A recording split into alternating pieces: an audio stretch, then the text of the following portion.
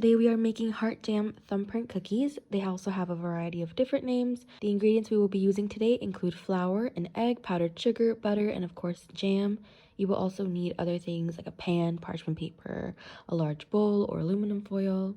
We are going to start by adding in 2 cups of flour, then pouring in 3/4 of a cup of powdered sugar and mixing.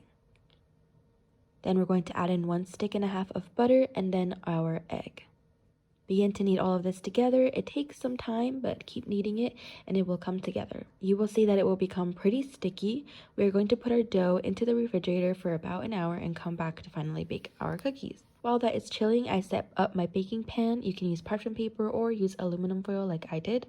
So once our dough has chilled, take it out and we are going to make little balls for our cookie shape.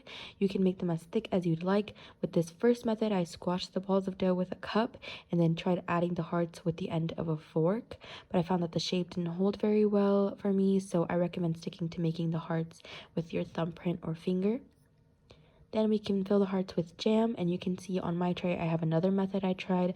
I cut the heart out and then made a thinner cookie for the back of it, and that did work well. Later, while halfway through baking, I took them out and stacked them together and then put the jam in and then put them back in the oven to finish baking. So once your cookies are done being filled with jam, we can bake them at 350 degrees for about 15 minutes and you're done. I hope you guys enjoy.